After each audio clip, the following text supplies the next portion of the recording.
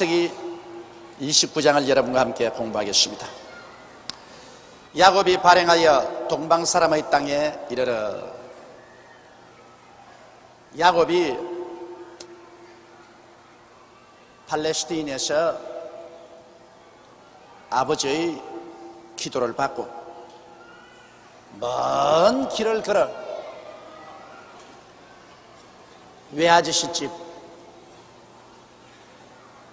하란 땅으로 그는 걸어오고 있었습니다. 그런데 그가 산을 넘고 물을 건너고 고를 지나면서 얼마나 마음이 무섭고 간이 졸렸던지 그가 하루는 하나님께 엎드려서 기도하기를, 내가 외아저씨 집에 갔다가 무사히 우리 아버지 집으로 돌아오게 해주시고 그 기간에 먹을 것과 입을 것과 있을 것을 주시면 하나님은 내 하나님이 될 것이요 내가 꼭 하나님께 얻는 것 중에 11조를 드리겠습니다. 그렇게 하나님과 언약까지 맺으셨습니다. 여기에 보면 구약시대에 하나님과의 축복의 언약이 11조가 되어 있다는 사실을 우리는 알 수 있습니다. 여기 야곱이 대단히 급할 때, 하나님과의 축복의 언약을 맺을 때 내가 반드시 하나님이 주시는 것 중에 11조를 하나님께 드리겠습니다. 그래서 하나님과 축복의 언약의 정표를 삼은 것입니다.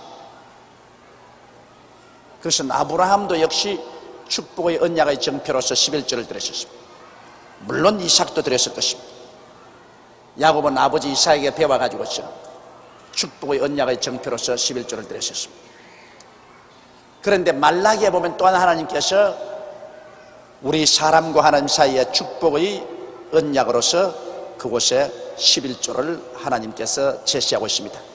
너희가 11조와 헌물을 온전히 드려서 내 집에 양식이 있게 하고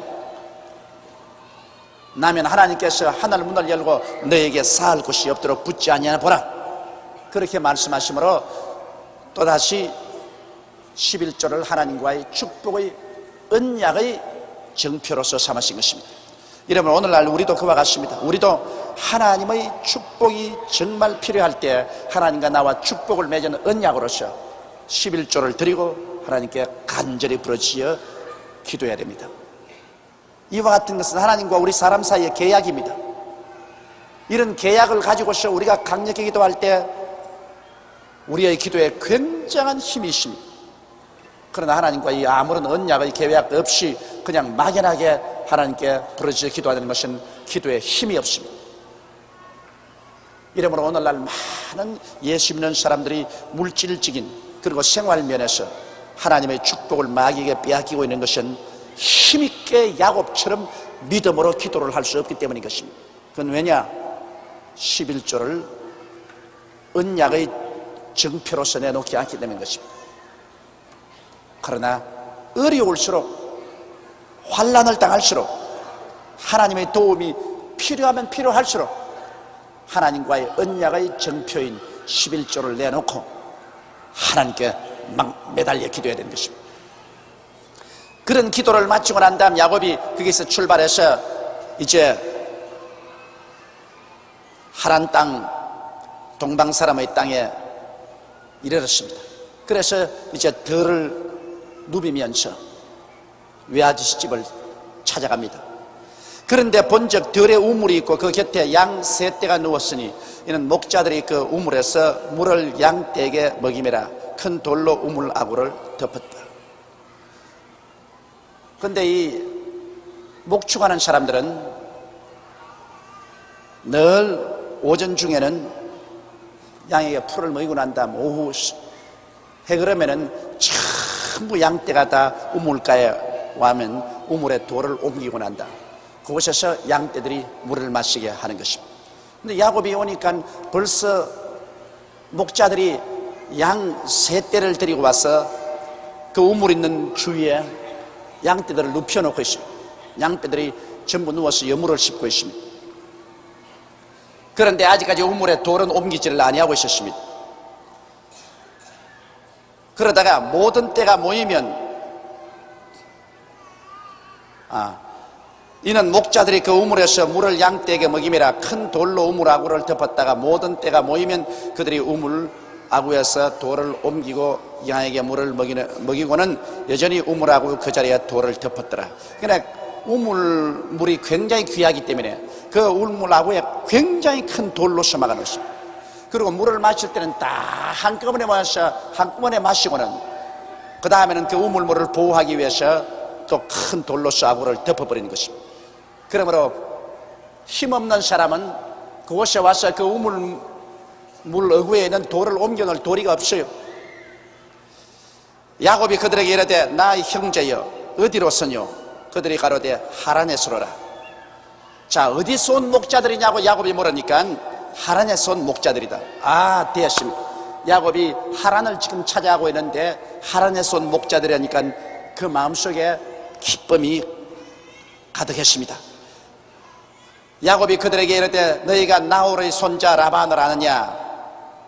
그들이 가로되 아노라. 이 나홀이라는 것은 바로 이삭의 할아버지인 아브라함의 동생입니다. 그러므로 아브라함의 동생 나홀의 손자 라반이면 자기 외아저씨입니다. 자기 어머니의 오라버니입니다. 그러므로 외아저씨죠. 이러기 때문에 야곱이 그들에게 이르되 너희가 나홀의 손자 라반을 아느냐? 그들이 가로되 아노라. 이 성경에 보면은 족보를 굉장히 중요히 여기고 있습니다. 이 가문을, 이 뼈대를 굉장히 중요하게 여기고 있습니다. 그래서 여러분 마태복음을 보면 아브라함이 이삭을 낳고 이삭이 야곱을 낳고 야곱이 유다를 낳고 유다가 베라스를 낳고 이렇게 족보를 쫙 기록하고 있는 것입니다. 이것은 하나님께서는 여러분 이 혈통을 굉장히 중요하게 여기시는 것입니다. 오늘날씨는 혈통 같은 거 생각하지 않고 결혼할 때라도 같이 오다가다가 눈만 맞으면 그저 살면 됐지 무슨 잔소리냐. 그런데 하나님은 그렇지 않습니다. 하나님은 이 혈통을 굉장히 중요히 여기고 가문을 굉장히 중요히 여기는 것입니다. 사람이라는 것은 이 가정에서 받는 교육이 굉장합니다. 한 가정의 좋은 혈통의 좋은 가문을 통해서 그 받는 교육과 인격적인 훈련이라는 것은 굉장합니다. 이것은 학교에서 도저히 가르칠 수 없는 그러한 인격적인 훈련을 받는 것입니다. 이렇기 때문에 오늘날에 와서도 우리가 사위 보거나 며느리 볼 때 이 가문을 등한해서는 안 됩니다. 이 핏줄을 등한해서 안 돼요. 이러기 때문에 아브라함이 가나안 땅에도 이쁘고 좋은 처녀들이 많이 있었건만은 절대로 가나안 땅에 있는 처녀를 며느리 삼는 것을 거부하고 이 아브라함도 자기의 고향 땅에 보내가지고 리브가를 불러다가 이삭에게 아내로 주었습니다. 또 이삭도 야곱을 결혼시킬 때 자기의 고향 땅에 야곱을 보내가지고서 아내를 얻도록 한 것은 여기에 가문과 혈통을 그렇게 중요히 여기는 것입니다. 더구나 신앙은 그렇습니다. 여러분, 예수 잘 믿는 사람이라도 안 믿는 사람과 합쳐놓으면 그만 신앙이 굉장한 타격을 받습니다. 이러기 때문에 신앙은 원래 잘 뿌리가 내린 그러한 가문끼리 서로 합치면 그 신앙이 아주 좋아지는 것입니다. 이상적인 것이죠. 그런데 여기에 보면 야곱이 단순하게 자기 외아저씨 찾는 것도 할아버지 때로부터 벌써 이름을 정합니다. 나홀의 손자 라반을 아느냐? 그들이 가로되 아노라. 야곱이 그들에게 이르되 그가 평안하냐? 가로되 평안하니라. 그 딸 라헬이 지금 양을 몰고 오느니라. 그 하나님 섭리 보십시오. 야곱이 하나님께 외아저씨 집에 가서 만나겠다고 기도를 했는데 바로 들판에서 만난 목자들이 외아저씨가 사는 그 하란 땅에서 온 사람이고 또 그 사람들하고 이야기하고 있는데 공교롭게도 그 외아저씨의 딸, 자기에게 말하면 이종사촌이죠. 이종사촌 라헬이 양떼를 몰고 물을 먹이기 위해서 그 자리에 찾아오는 것입니다. 일이라는 것은 이렇게 돼야 됩니다, 여러분. 아주 이렇게 맞아 들어가야 돼요. 그 우리가 하나님께 기도하고 하나님께 축복을 바라면 하나님께서 일이 이렇게 되도록 인도해 주시는 것입니다. 하나님의 축복을 받지 않고 저주가 임하여 있으면요, 전부 될 일이 안 됩니다. 다 될 것 같다, 손에 잡을 것 같다가 그냥 박사 깨어지고, 일이 다 이루어졌다가 박사 깨어지고. 그래서 이런 사람 밤낮 된다 그러죠. 내일이면 된다, 모레면 된다, 다음 주일이면 된다, 한 달 후면 된다. 그러고 난 다음 한평생을 패배자로 지난 사람이 많습니다. 그러나 성경 말씀에는 일의 작정은 사람에게 있어도 그 발걸음을 옮기는 이는 야훼신이라고 말하셨습니다. 내 길을 야훼께 맡겨버리라, 그리하면 저가 그것을 이루시라고 말씀하신 것입니다. 이러므로 하나님과 축복의 언약을 맺고 하나님께서 은혜를 베풀어 주시면 그 다음 가서 생각도 않은 일에 착착 맞아 떨어지는 것입니다. 만날 사람 만나고 피할 사람 피하고 되도록 일이 묶어지는 것입니다. 그러므로 이 야곱 보십시오. 야곱이 하나님께 11조의 언약의 축복의 맹세를 하고, 그러고 난 다음부터 외아저씨 찾아가는데 뭐 외아저씨 집 주소가 있습니까? 번지가 있습니까? 그 당시에는 주소도 없고 번지도 없어요. 그냥 산과 들에 그냥 막 찾아가는 거예요. 걸어가는데 용하게도 만난 사람이 외아저씨 집 고향에서 온 목자들을 만났고, 그들하고 이야기하는 동안에 자기의 이종 사촌 여동생이 외아저씨의 양떼를 몰고 물을 먹이러 그 자리에 다가오게 된 것입니다. 이래서 아주 하나님께서 멋있게 해주신 것입니다. 저도 이런 일을 많이 체험하고 있습니다. 참 희한하게 하나님의 축복을 받은 일은 인간으로 생각할 때 도저히 어렵고 힘들 것 같은데도 생각도 안 했는데 일이 착착 맞아 떨어지는데 아예 기가 막혀요. 이야, 이럴 수가 있느냐. 그 하나님이 같이 계시기 때문에 그렇습니다. 여러분도 꼭 하나님 축복받고 사세요. 인생을 하나님의 축복을 받고 살아야 그렇게 기가 막히게 돼요. 우리 한국에 올림픽 되는 것도 그것 보십시오. 한국의 올림픽이 될 만한 일이 아닙니다. 그런데 한국의 올림픽이 맞아 떨어지고, 그리고 미국이 오지, 자유우방이 오지, 소련이 오지, 중공이 오지, 그리고 야단법석을 하는 데모도 꼭 올림픽이 오면 또 탁 끝나버리고 말지, 뭐 일이 착착 맞아 들어가는 것입니다.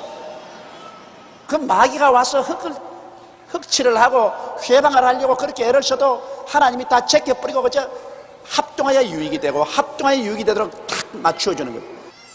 7절에 야곱이 가로되 해가 아직 높은 즉 짐승 모일 때가 아니니 양에게 물을 먹이고 가서 뜯기라. 그 야곱은 거기에는 목자들과 하는 말인 것입니다. 아직 해가 완전히 기울어지지 않았는데 벌써 양떼를 몰고 오면 어떻게 하느냐. 그러면 양떼가 나중에 저녁에 배고프지 않겠는가. 그러므로 지금 물을 먹이고 난 다음에 그 다음 가서 또 풀을 뜯어 먹여라. 그래야 양떼가 저녁에 배가 고프지 않다. 그들이 가로되 우리가 그리하지 못하겠노라. 때가 다 모이고 목자들이 우물하고 해서 돌을 옮겨야 우리가 양에게 물을 먹이느니라. 그러니까 그 목자들이 한 말이 뭐냐면, 우리가 그렇게 못한다. 이 돌이 너무나 크기 때문에 우리 힘으로는 쉽게 옮길 수가 없다. 그러므로 우리가 여기 모여서 기다리고 있으면 목자들이 다 와가지고 그 다음 함께 힘을 합쳐서 으쌰 하고서 이 돌을 옮겨서 그래야 물을 먹이기 때문에 우리는 그 시간 맞추기 위해서 일찌감치 와서 기다려야 된다. 야곱이 그들과 말하는 중에 라헬이 그 아비의 양과 함께 오니 그가 그 양들을 치매라. 이 라헬은 소녀였지만은 소녀 목자였었습니다. 대개 이 양이나 염소를 치는 사람은 이 남자들이 치는데, 여기에 라반은 레아와 라헬 이 딸들이 손우애였었어요. 아마 아들들이 다 나이가 어렸기 때문에, 그러므로 딸을 시켜서 들에 나가서 양떼를 지게끔 했습니다. 그래서 야곱이 그들과 말한 때 라헬이 아비의 양과 함께 오니 그가 그 양들을 치미었더라. 야곱이 그 외삼촌 라반의 딸 라헬과 그 외삼촌의 양을 보고 나아가서 우물하고 해서 돌을 옮기고 외삼촌 라반의 양떼에게 물을 먹이고, 이거 볼 때 야곱이 대단한 장사였어요. 힘이 장사였다고. 그 야곱을 여러분 생각하면 꽤만 많은 사람이고 힘이 없는 줄 알지만 그렇지가 않아요. 그 목동들이 다 합쳐가지고야 힘을 합쳐서 우물어구에 있는 돌을 옮길 수 있는데, 보통 사람 위해서는 그 힘을 안 쓰다가 외아저씨의 딸 이종사촌 라헬이 외아저씨의 양떼를 몰고 오니까 그때는 달라 들어가면 혼자서 그 우물 뚜껑을 들어서 옮겨버렸어. 난 이거 읽을 때, 야, 이거 대단한 장사구나, 보통 힘센 양반이 아니구나, 이걸 느낍니다. 그래서 야곱이 그 외삼촌 라반의 딸 라헬과 그 외삼촌의 양을 보고 나가서 우물하고에 돌을 옮기고 외삼촌 라반의 양떼에게 물을 먹였습니다.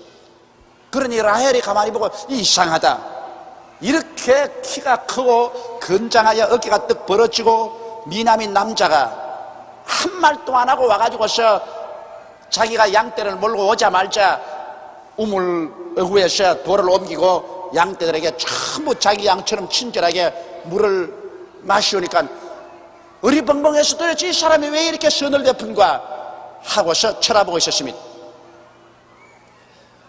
그런데 그가 물을 다 먹이고 난 다음에 갑자기 달라들어서 라헬을 끌어안고 입을 맞추고 그냥 소리내어 울거든.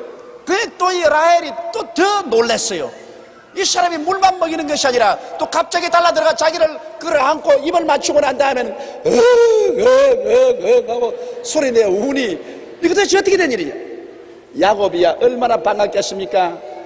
아버지를 떠나서 낯설은 땅을 찾아서 무서운 길을 걸어왔다가 들판에서 이종사촌 여동생을 만났으니 얼마나 반갑겠습니까? 그래서 미처 내가 너희 이종사촌 오라버니란 말도 하기도 전에 그냥 끌어안고 입 맞추고 너무 반가워서 그냥 엉엉 웁니다. 이 야곱이 참 다정다감한 사람이에요. 꾀도 많은 사람이고 힘도 많은 사람이고, 그리고 또 잘 우니까 다정다감한 사람이고, 이래서 내가 보면 사람 중에 아주 멋있는 남자예요. 멋있는 남자예요. 이게 사람이 여러분 눈물을 흘린다는 것, 이거는 참 감정이 섬세해야 눈물을 흘립니다. 저는 좀 큰 울어봤으면 좋겠는데 저는 눈물이 없어요. 그것이 내 인생의 결점인지도 모르겠습니다. 옛날에 우리 최하실 목사님이 늘 말하기를, 세상의 조목사 저 설교에 눈물만 좀 있었으면 설교하다가 한바탕 울고 하면 온 청중이 다 눈물바다가 될 것인데 그렇게 맹송맹송할 수가 없다 그래. 근데 나는 슬픈 일을 당해도 눈물이 안 생겨요. 슬프도 속으로 슬프지 눈물이 안 나온다. 근데 야곱은 이게 잘 울어요. 야곱은 통곡을 하고서 울었었습니다. 그러고 난 다음에 그에게 자기가 그의 아비의 생질이요, 생일 조카입니까? 리브가의 아들 됨을 구하였더니 라헬이 달려가서 그 아비에게 구하며, 그 말을 듣자 라헬이 아이고 우리 고모의 아들이구나.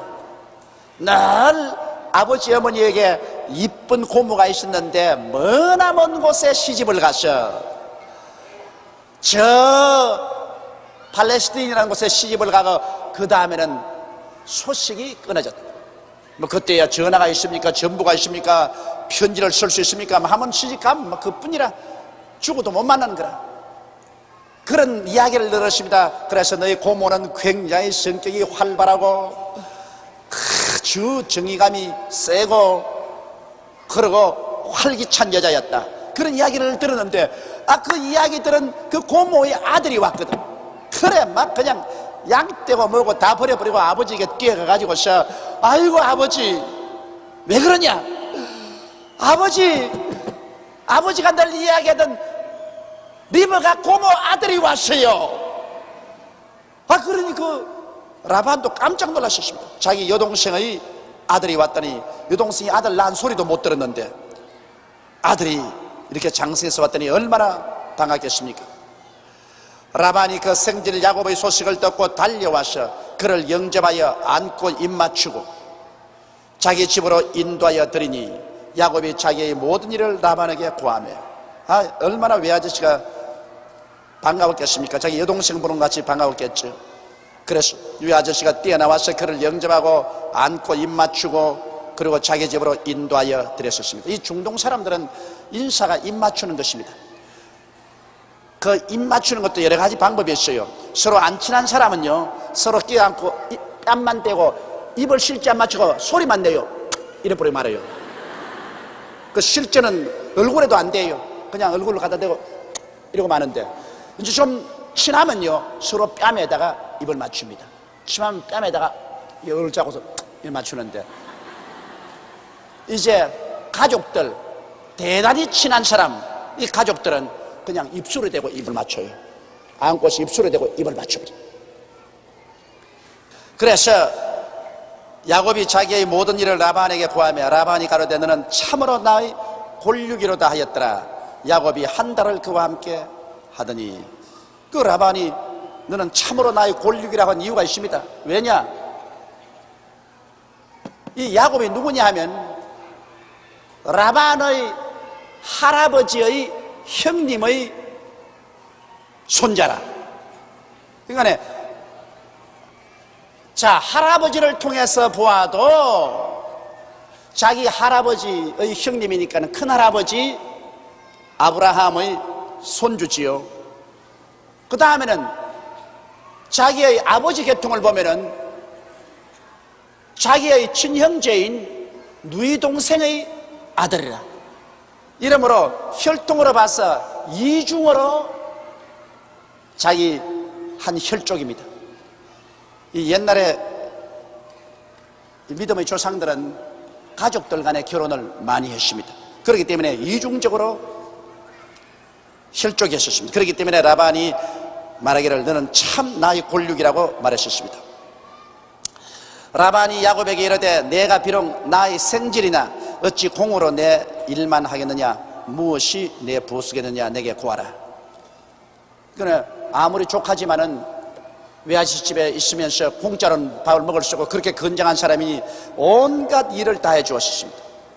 그러니 뭐 외아저씨 집에 일손이 부족하다가 이런 장정한 사람이 들어와가지고 일을 도와주니까 뭐 모든 일이 다 잘 돼가요. 나중에 보면 이 외아저씨가 별로 부자가 아니었는데 야곱이 들어오고 난 다음 큰 부자가 됐다 그럽니다. 그 좋은 사람이 들어와서 도와준다는 것 굉장한 도움이 됩니다. 그러니까 외아저씨가 미안하니까 내 공짜로 너를 버려먹을 수가 있냐, 아무리 생질이라도 내게 말하라, 내가 내게 임금을 주겠다, 그렇게 말했습니다. 여러분, 우리 하늘나라에는 공짜가 절대로 없습니다. 우리 하나님께서도 우리가 하나님을 위해서 우리가 수고한 대로 하나님은 절대로 빈손 들고 돌리지 않습니다. 하나님은 우리 사람들에게 빚지지 않습니다. 성경에는 사랑의 빚 위에는 아무 빚도 지지 말라고 했습니다. 이게 하나님 명령입니다. 사랑의 빚은 얼마나 좋아요. 사랑이란 얼마나 좋습니까? 그러나 사랑의 빚은 저도 좋지만은 그러나 실제로 생활의 빚은 지지 마라, 그렇게 말했습니다. 이러므로 우리가 하나님께 충성을 다하면은 우리 하나님께서는 절대로 우리에게 빚지지 않습니다. 사람도 일하면 일하는 사람이 그 삭슬 얻는 것이 마땅한데 예수님께서도 일하는 자가 그 삭슬 얻음이 마땅하다고 말했습니다. 구약시대를 보면 일하는 소에게 망을 씌우지 말으십니다. 소라도 일할 때는 망 씌우지 말고 마음대로 뜯어먹고 일하도록 만들어 계십니다. 이러므로 여러분, 주를 위해서 수고하는 사람들이 내 주를 위해서 수고하는 것이 헛되다고 생각하면 대단히 잘못된 상황입니다. 주님을 위해서 시간을 들이거나 물질을 들이거나 수고한 것은 여러분 우리 삶의 어느 시점에 가서 하나님이 반드시 갚아주십니다. 절대로 하나님께서 여러분에게 공짜로 취하지 아니하시는 것입니다.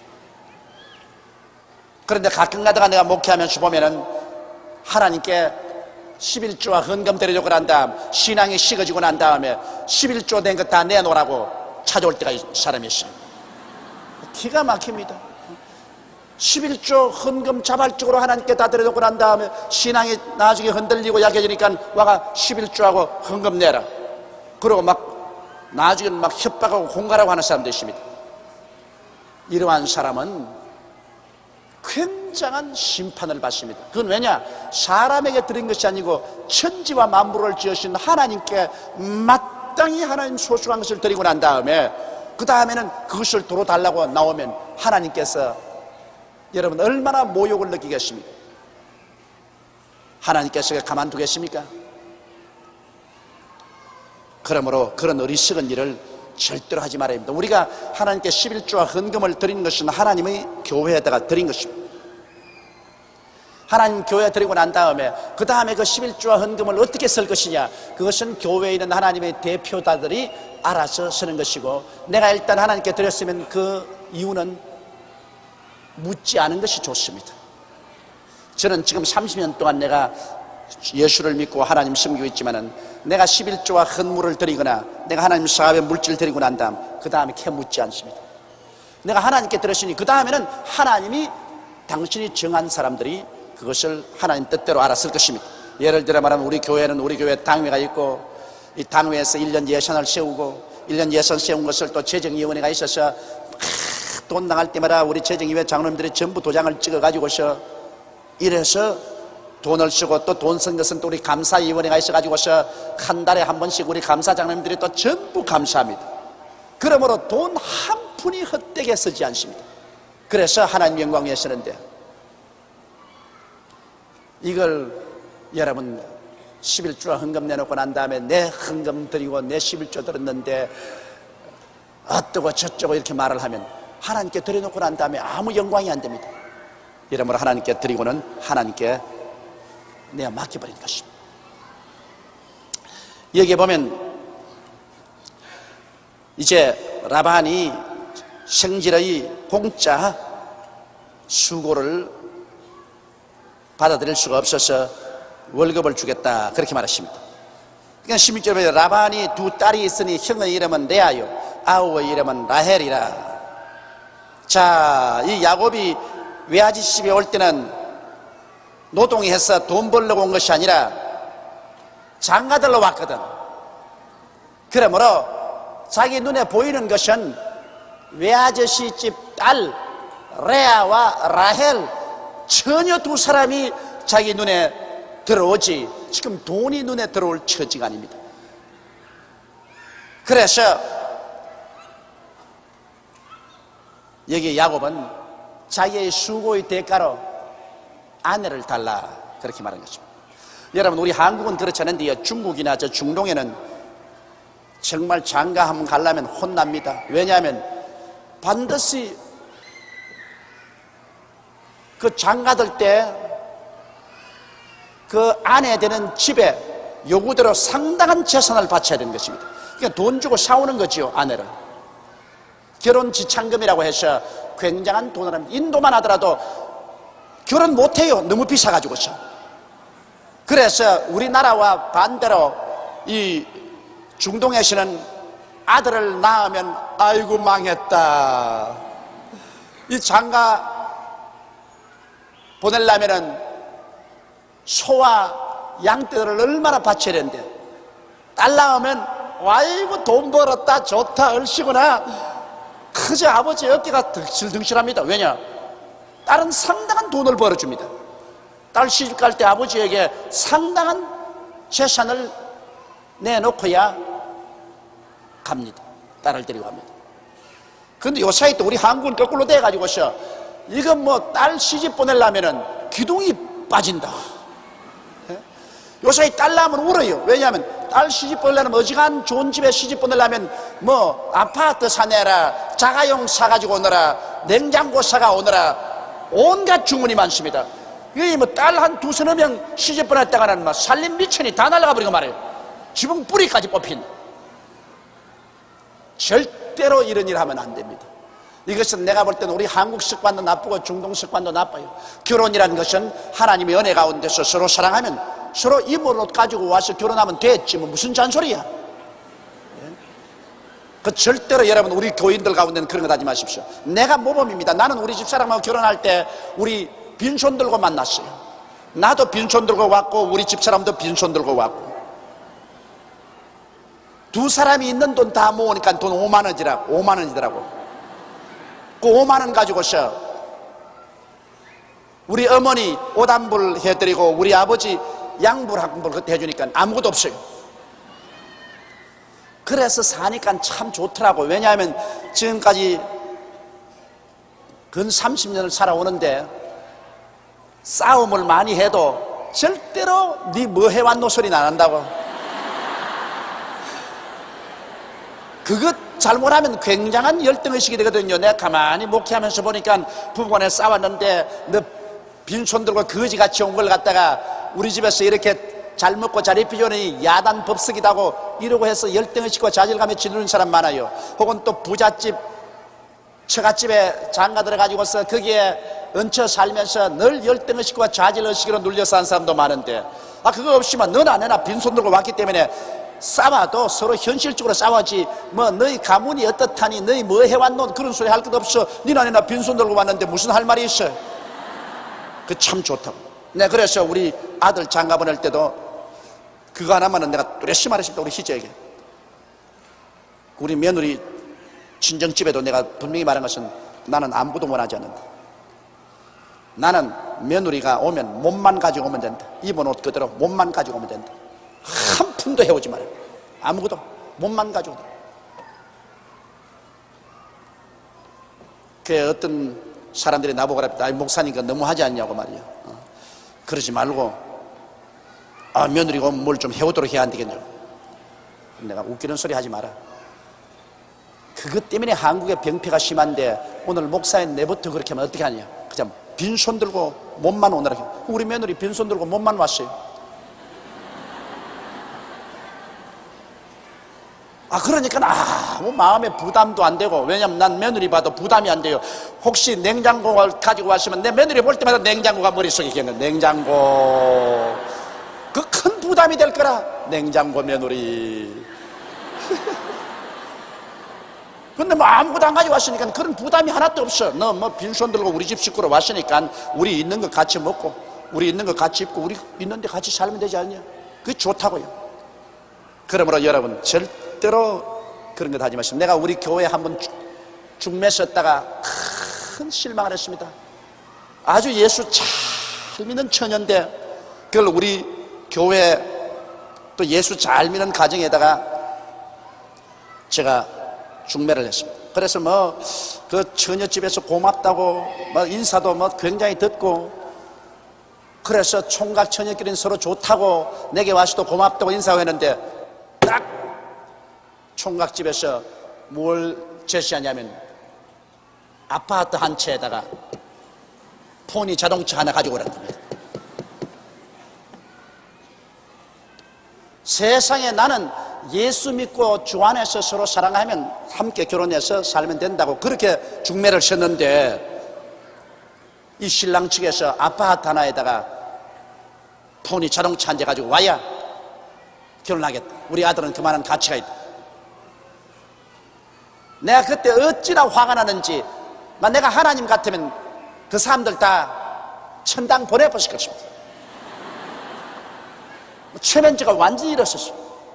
그러고 난 다음 그 처녀집에서 나를 쳐다보고 목사님 이럴 수가 있습니까? 여의도 순복음교회 신자가 그럴 수가 있습니까?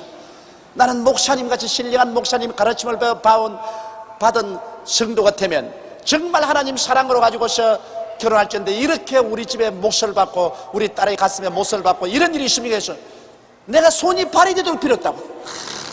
죽을 찌르죠. 지금도 그 가족이 우리 교회에 나와요. 지금도 내 강단에 서서 그 사람만 보면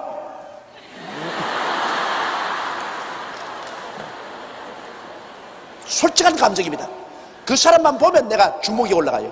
저걸 막 콧등을 막 후리 갈게 뿌리는. 천당은 마르 가려고 마르가.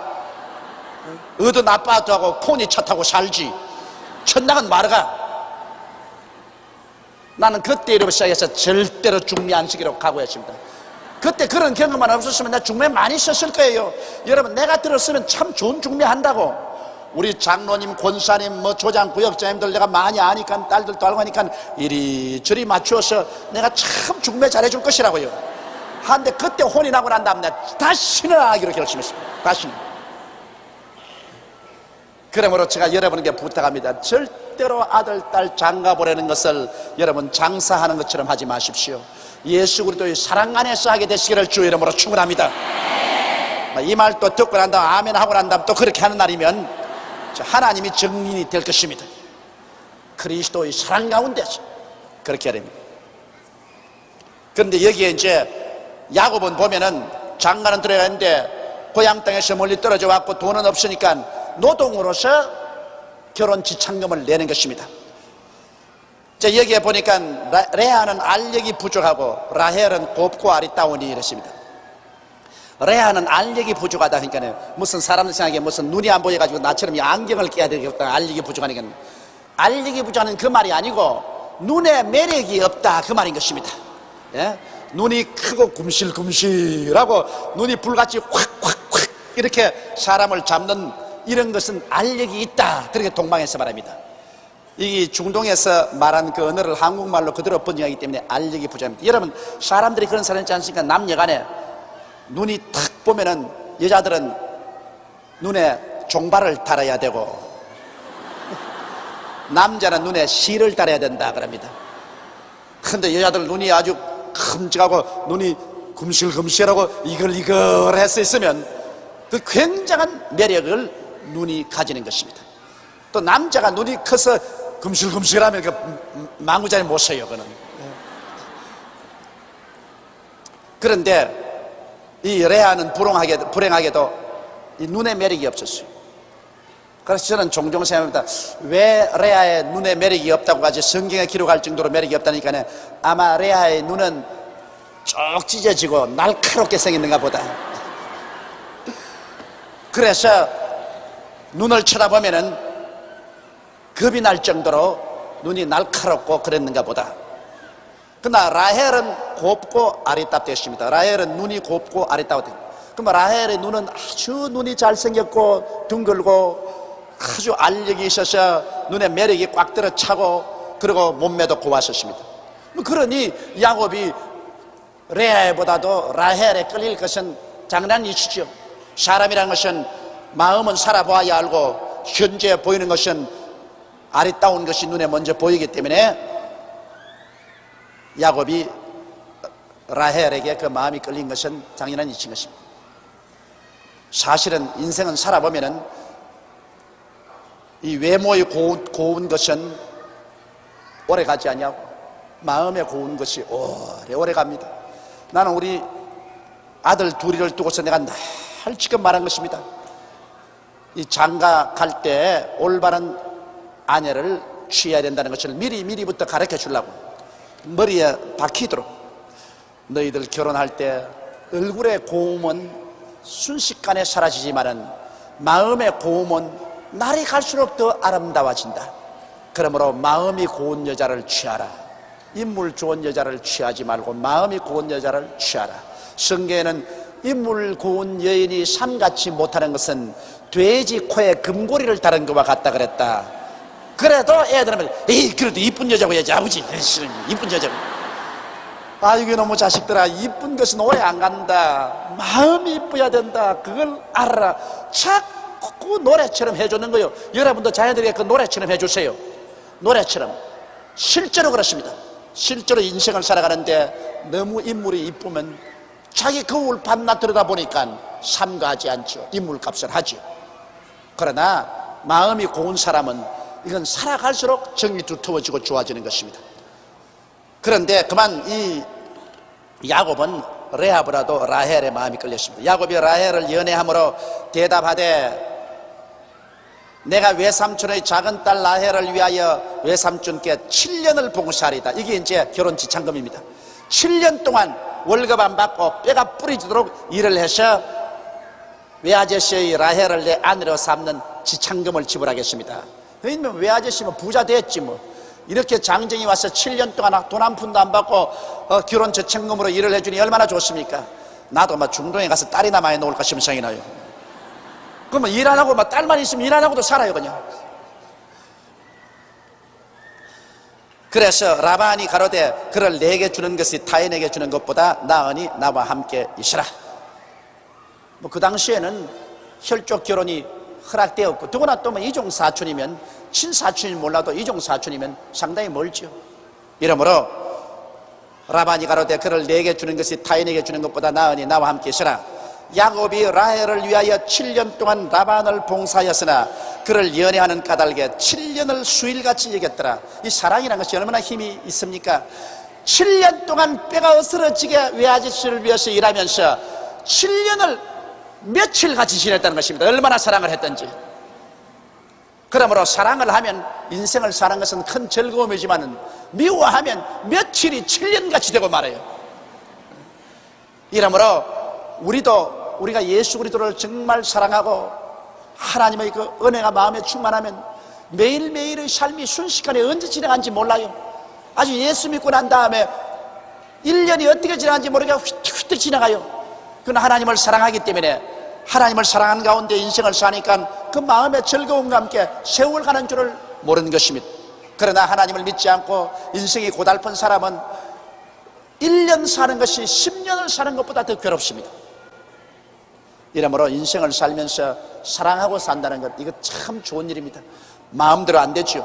그러나 사랑하고 살겠다고 마음에 결심을 하고 원망과 불평과 탄식하지 말고 부정적인 것 자꾸 보고서 그것을 확대시키지 말고 잘난 점을 보고 그리고 자꾸 사랑하려고 애를 쓰면 여러분 사랑하고 살 수 있는 것입니다. 인생에 완전한 것이 어디 있습니까? 다 불완전한 것입니다. 한 사람도 하나도 완전한 것이 없습니다. 그러므로 불완전한 것만 가지고 불평을 하려면 끝이 없지만은 또 그 중에 좋은 점을 들어서 그것을 칭찬하고 좋아하고 사랑하며 살면 그로서 또 우리 좋은 점을 바라보고 살 수 있는 것입니다. 부부간에도 못난 점 바라보지 말고 잘난 점을 자꾸 바라보려고 애를 쓰고, 그리고 이웃 친구들 간에도 못난 점 자꾸 들춰내지 말고 잘난 점 자꾸 바라보고서 사랑하려고 노력하는 것, 그런 삶은 굉장히 가치가 있습니다. 사랑하게 되면 인생을 사는 것이 컵퍽 즐겁습니다. 나 사랑을 하지 않게 되면 인생을 사는 것은 고달프고 괴로운 것입니다. 야곱은 라헬을 사랑했기 때문에 7년을 바로 며칠같이 즐거움으로 일하고서 보낸 것입니다. 야곱이 라반에게 이르되 내 기한이 찼으니 내 아내를 내게 주소서. 내가 그에게 들어가겠나이다. 라반이 그곳 사람들을 다 모아 잔치하고 저녁에 그 딸 레아를 야곱에게로 데려가며 야곱이 그에게 들어가니라. 자, 이거 큰일 났습니다. 7년을 하루같이 일을 해가지고서 이제는 라헬에게 장가를 들겠다고 작정을 딱 했는데 큰 잔치를 베풀고 난 다음에 그 당시에 뭐 전등불이 있습니까? 촛불이 있습니까? 등장불 켜고 있다가 확 꺼버리고 캄캄한 밤에 너울 쓰고 신부가 들어왔으니 뭐 요사이 같이 교육을 받았으면 들어와가 벌써 서로 이야기도 하면 목소리를 알아듣겠는데 뭐 옛날에야 그런 말이라도 하나요? 하룻밤 자고 아침에 보니까 동생이 아니라 언니라. 이 기막힐 일 아니겠습니까? 옛날에 야곱이 형님을 속이고 아버지를 속였더니 여기 와서 외아저씨에게 골탕을 먹었습니다. 속았습니다. 아마 당장 야곱의 마음속에 생각하겠습니다. 심은 대로 거둔다더니 요렇게 됐구나. 나도 형을 속이고 아버지를 속일 때 고소하다고 생각했는데 이렇게 내가 당할 줄 몰랐다. 여러분, 인생이라는 것은 절대로 공짜가 없습니다. 사람이 무엇으로 심든지 그대로 거둔다고. 자기가 남의 눈에 눈물을 흘리게 하면 언제고 자기 눈에 피눈물을 흐르게 하는 일이 반드시 생겨납니다. 이 야곱은 형이나 아버지를 속여서 그 마음에 상처를 입은 그 상처를 자기가 또 당하게 되는 것입니다. 야곱이 라반에게 이르되 내 기한이 찼으니 내 아내 내게 주시. 내가 그에 들어가나이다.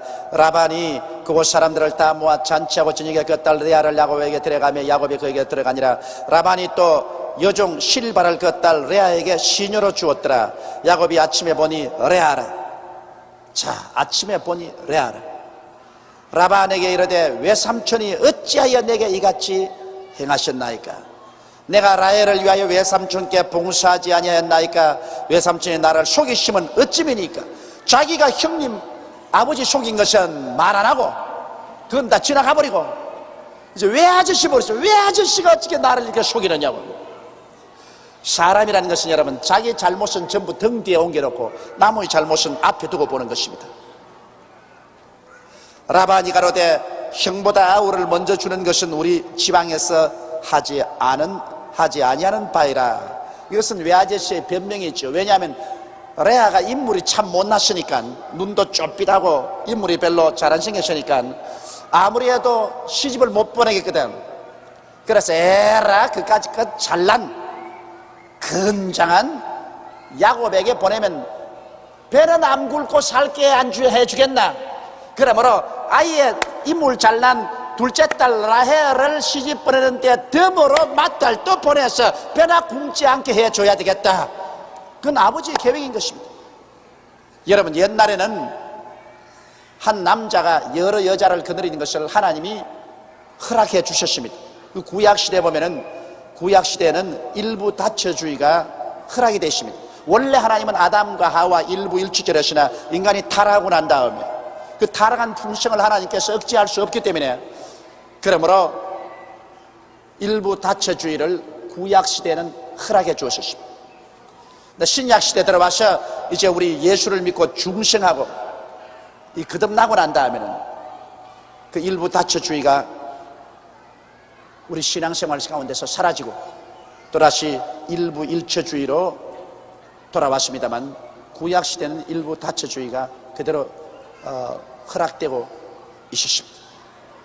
이래서 야곱은 그 언니 레아하고 원치 않은 결혼을 했기 때문에, 그 다음에 또 그 동생 라헬을 달라고 요구하며 그 외아저씨가 또 라헬을 주면서 또 7년 동안 결혼 지참금을 내놓으라는 것입니다.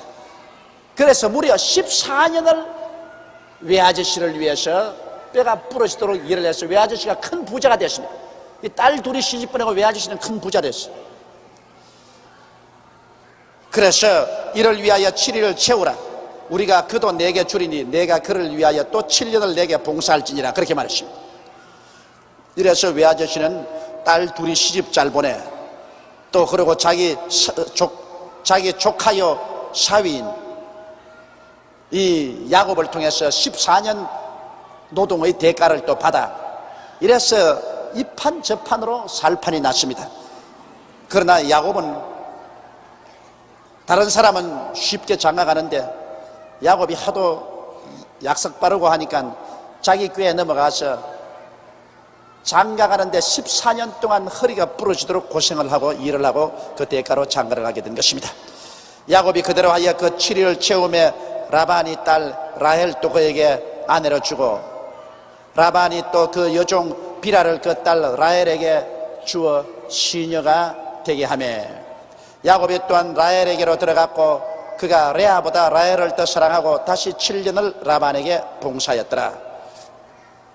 이 구약시대에 보면은 시내산에서 모세가 율법을 받고 난 이후 하나님께서는 한 남자가 여형제간을 같이 데리고 살지 말라고 명령을 했습니다. 왜냐하면 그러면 심히 서로 투기할 것이므로 여형제간을 데리고 살지 말아야 되는데, 바로 이 야곱은 아직까지 시내산에서 율법을 받기 전에였기 때문에 여형제간 둘이를 데리고 살게 되었습니다.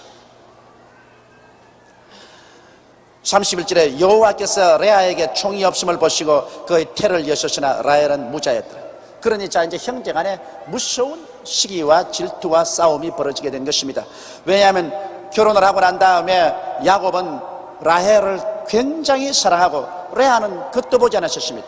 그러므로 하나님께서 레아를 불쌍히 여기셔서 레아에게는 어린 아기를 낳도록 태를 열어주고 라헬은 태를 닫아버리셨습니다. 그래서 레아는 아기를 낳는데 라헬은 아기를 못 낳아요. 여기 보면 32절에 레아가 잉태하여 아들을 낳고 그 이름을 루벤이라 했. 얼마나 좋았던지, 루벤이란 말은 보라 아들이다 이 말인 것입니다. 그에게 남편 사랑 못 받고서 여동생에게 남편 뺏기고 울고서 세월을 지내다가 아들을 낳으니까 너무 좋아가 루벤 보라 아들이다. 그 이름은 루벤이라 하여 가로되 여호와께서 나의 괴로움을 권고하셨으니 이제는 내 남편이 나를 사랑하리로다 하였더라. 내가 아들을 낳아 주었으니 이제 남편이 나를 사랑할 것이라. 그가 다시 잉태하여 아들을 낳고 가로되 여호와께서 나의 총이 없음을 들으셨으므로 내게 이도 주셨다고 그 이름을 시므온이라 했더라. 시므온이란 하나님이 내 기도를 들어주셨다 그 말인 것입니다.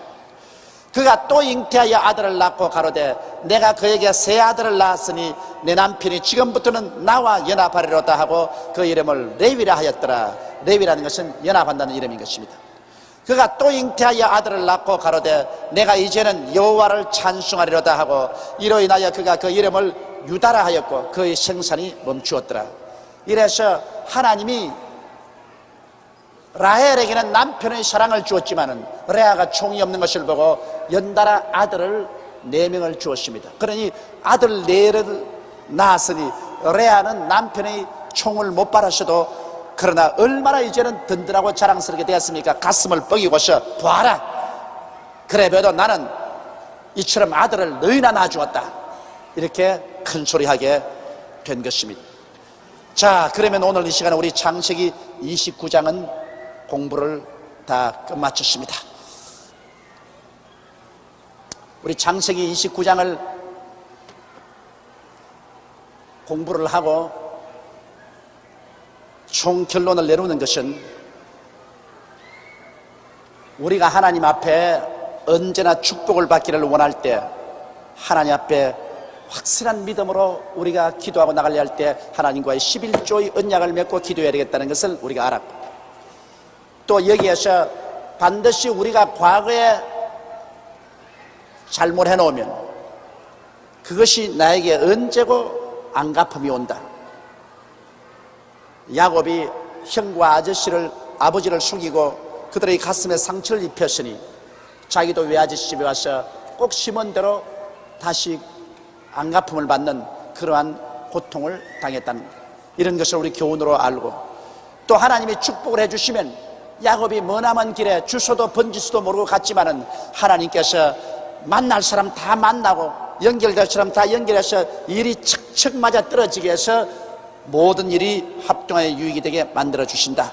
그러므로 우리도 하나님의 축복을 받고서 살면은 우리가 일을 쓰고 왔는 모든 일에 하나님이 함께 하셔 우리의 일을 성사시켜 주심으로 우리가 머리가 되고 꼴이 되지 않고 위에 있고 아래 내려가지 않고 남에게 구워줄 줄을 구지 않은 삶을 살 수 있게 만들어 주시는 것을 우리가 알아야 될 것입니다. 우리 하나님이 우리와 같이 계시면 우리는 반드시 승리하고 흥하게 되는 것입니다.